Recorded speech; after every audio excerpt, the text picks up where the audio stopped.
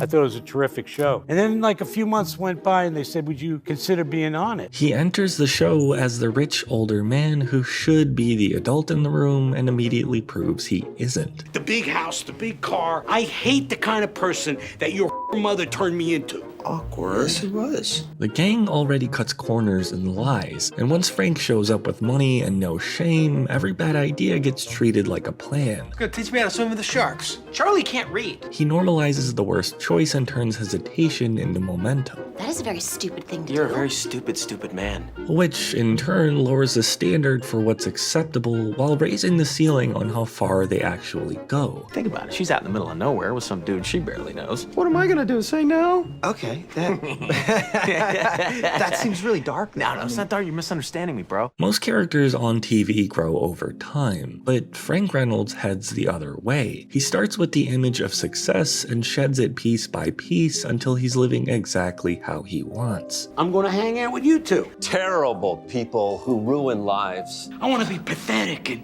and desperate and ugly and hopeless. I wanna move in with you. He prefers back rooms to offices and loud shirts to suits. He's not chasing wisdom or stability. He's choosing comfort in the chaos and looks happier the less respectable he has to be. The only way I gotta work is that my wife was a Did you bang my wife? Did you bang my wife? Does anybody here? Money is his tool and the fastest way to turn impulses into action. If a rule blocks him, he pays to go around it. If a plan needs fuel, he covers the costs and expects results. He doesn't debate ethics or optics. He buys what is needed and moves forward. Cash converts intention into events and cushions the fallout when things break. I've got an idea. They're definitely gonna burn to death. That pattern lets small ideas become big messes on demand. Frank's the type of guy who lives by appetite. If something looks fun, he does it. If something feels good, he wants more of it. We work very well together, okay? But Bruce, do some. He doesn't care about health or image or schedule, and he treats urges like facts that demand action. Anytime the group slows down, he pushes again and again and turns the pause into a joke. The family dynamic stays pretty clear. With Dee and Dennis, he's a partner in schemes who teaches shortcuts and lies, but he also teaches them how to get results. That's a business tactic. You drop the bomb, then you soften the blow. You never tried this? With Charlie, it's attachment and approval built on mess and routine.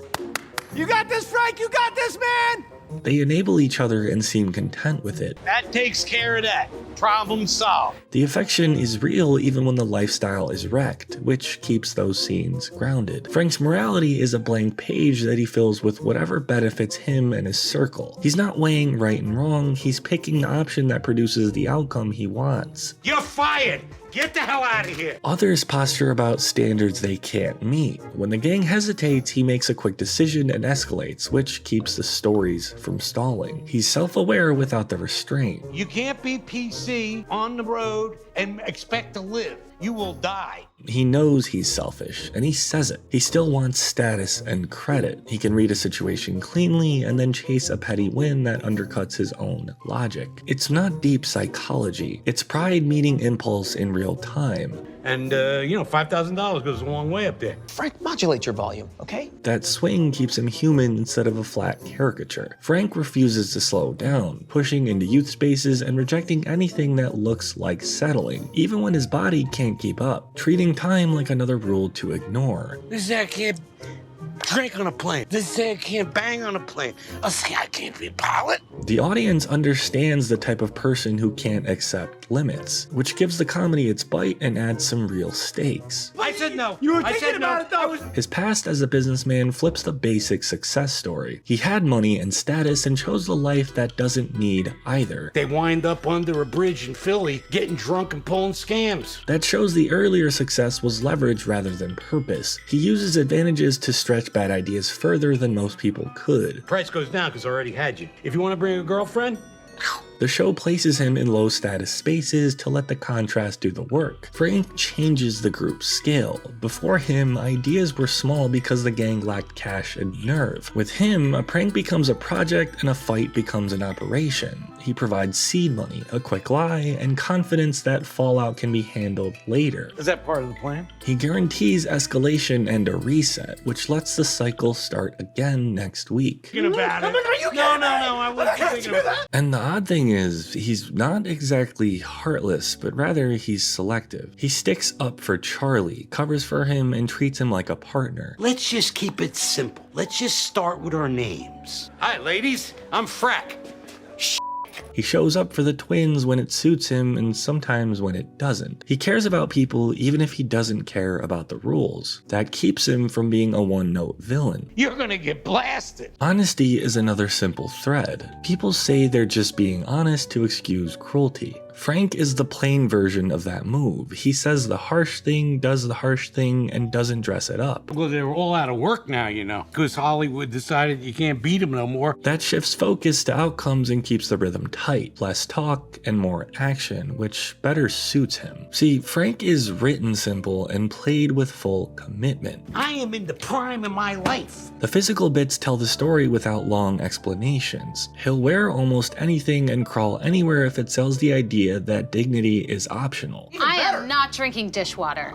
Dump it on her head. His social camouflage is straightforward. Are you a doctor? Mantis toboggan. He blends into low status spaces and treats them like home, which shrinks accountability because people expect less. Make sure your hands are bone dry. The gang follows because his confidence is easy to read. His risk math is repeatable. He pays if payment opens a door, he lies if lying keeps it open. He escalates if either stalls. And people like my client won't take it anymore. Retreating only when the cost rises higher than the laugh or the win. That set of moves works in any setting. Viewers recognize the motive and still get surprised by the outcome. This leadership style is crude and effective inside the gang. But now we are prepared to pay you what you deserve, if you get my drift. Frank mostly runs on novelty. Boredom is the real enemy. Not trying to fix, but trying to entertain himself. That drive gives the show freedom to try new locations and new scams without heavy setup. This lack of attention span becomes a production tool. Some little kid choke on a hairball and die.